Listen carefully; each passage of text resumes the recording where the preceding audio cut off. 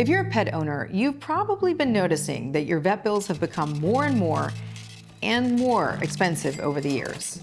But it's even worse than you might think. The cost of vet care has gone up by 60% in the last decade. That's double the rate of inflation in the same time period. When you consider that more than 60% of Americans are living paycheck to paycheck, 60%, 60%. Is it even possible to own a pet anymore? Now, this all really hit home for me personally when my dog Utah got sick.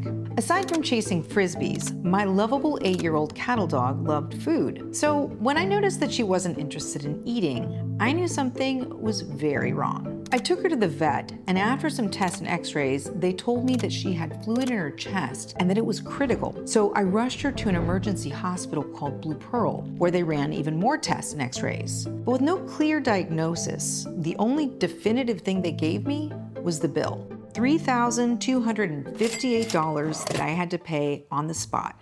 Now, that didn't even include the surgery that she might need, which would cost thousands of dollars more. This was the beginning of a 6-month journey trying to save our dog's life, taking her to different vets and spending thousands of dollars in the process. We were desperate to help her, but I also started feeling a little bit exploited, and I know many Americans are going through the same things. I just got financially assaulted by my dog's vet. Don't cry, don't cry, don't cry, don't cry. The veterinary industry is a f***ing racket. Animal healthcare is a f***ing scam. When I started looking into it, I found endless complaints of vet bills through the roof, unexpected charges, and people feeling like they had no choice but to pay up. Veterinary medicine is the gold rush of 2024. I call it the rise of big vet. These massive private equity firms are buying up veterinary clinics in the hundreds all across the United States. We talked to veterinarians and journalists to find out exactly why your vet bill has gotten so high and how the same forces are coming for everything from your dentist to your favorite sports team. Americans weren't always obsessed with pampering our furry friends. Early pet ownership was for more practical purposes. Think more barnyard cat and less Barney. But as cities grew, so did our affection for pets. And over the past few decades, as families grew smaller and people got lonelier, pets became part of the family. Pet ownership in America has exploded in recent years. 94 million households now have pets, with 23 million of those adopted during the pandemic. And it's big business. Americans spent $38 billion on pet health care last year, with costs climbing about 10% a year. This is financial journalist Helene Olin. The thinking is that people will do anything for their pets and that they will spend any amount of money that it takes. And this is in part where private equity and corporations, again, come in to the veterinary business. They see people who will pay the bill no matter what. She says as pets have become humanized, their care did as well. 25 years ago, if your pet needed an MRI, it was often hard to find. There were a few doctors doing it here and there, but you didn't really see it. It wasn't that common. Now, it's an extremely common procedure, and that's in part also because of the rise of big vet. Like me, she found out about all this and wrote about it after her dog got sick, her late poodle, Katie.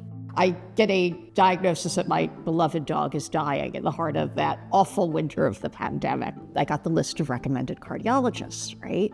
And I look and I see everything seems to be VCA, Blue Pearl. And so I was distraught, but there was a part of me that's thinking, gee, why am I getting all the names of these chains?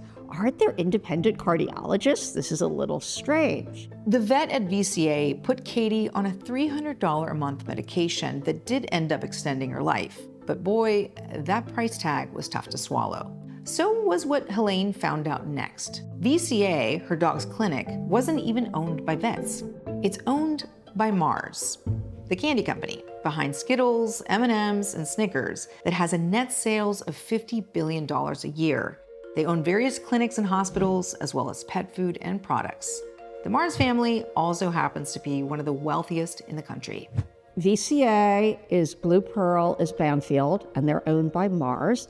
They are the largest owner of vets in the United States. They have over 2,000 veterinary clinics. The second largest is another family-owned group JAB, based in Europe. They own NVA, National Veterinary Associates, and Peet's Coffee, Einstein Bagels, Panera, and your dog and cat. Over the last decade, massive corporations and private equity firms have been taking over vet care at an alarming rate, owning up to 50% of clinics and up to 75% of emergency hospitals. They're also snapping up pet insurance companies and even pet food brands. Among the companies with ties to private equity are PetSmart, Pet Vet Care Centers, Figo, Thrive Pet Healthcare, even ASPCA Pet Health Insurance. This made me wonder, why does Wall Street find pet care so appealing?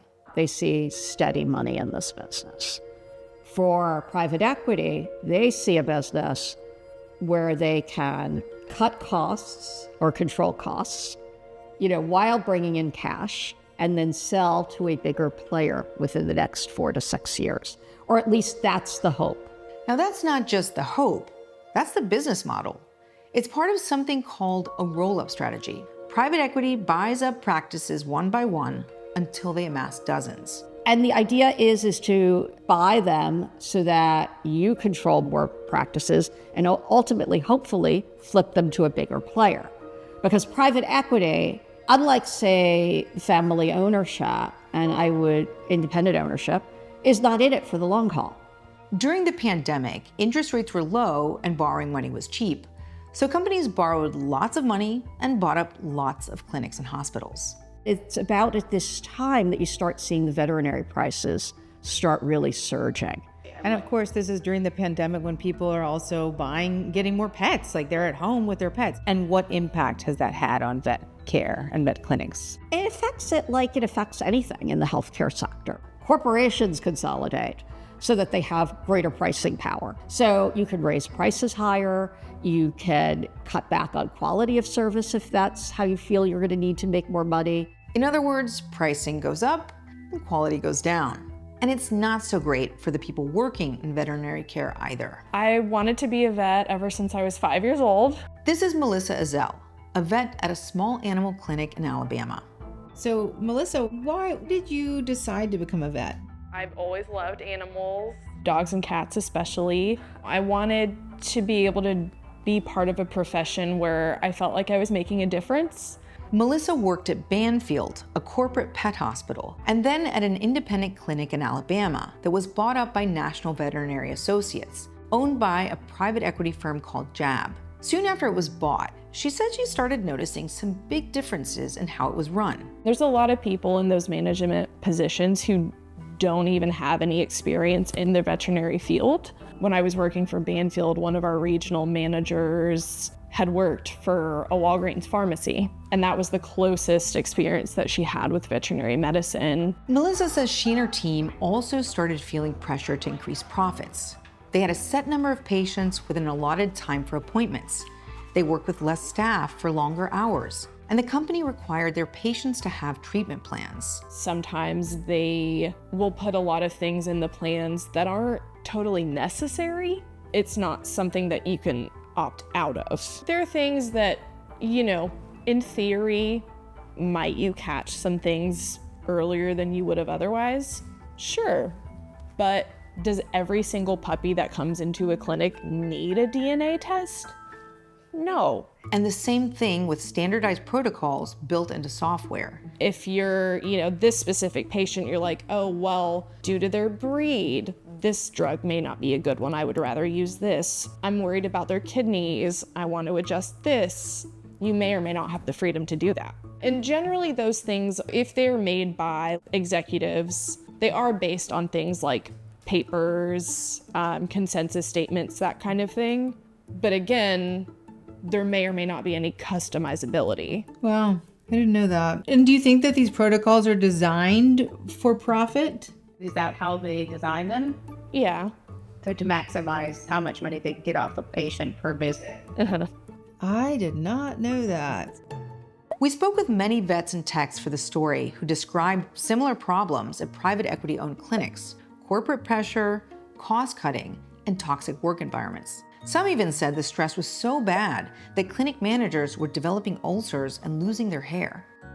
It's really stressful when you feel like you can't do your job appropriately because your job affects patients' lives and like the quality of medical care that they're getting. And you know, medical care isn't cheap. No one except for Melissa was willing to go on camera out of fear of losing job opportunities in an industry that is rapidly being taken over by private equity. But Melissa eventually left NBA and found a job at a private clinic where she says she is much happier. Money isn't everything.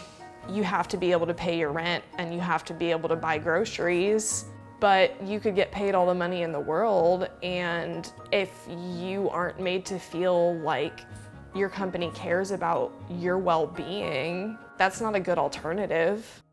Another bad alternative is going bankrupt. We've also seen how private equity doesn't just drive up prices while lowering quality of service, but also puts businesses at risk. Take Envision Healthcare, a massive physician staffing firm that private equity giant KKR bought for $10 billion in 2018. KKR had only $5 billion, so they borrowed the rest. Envision's way of making money? Loading patients with medical debt. The company eventually collapsed under its own debt.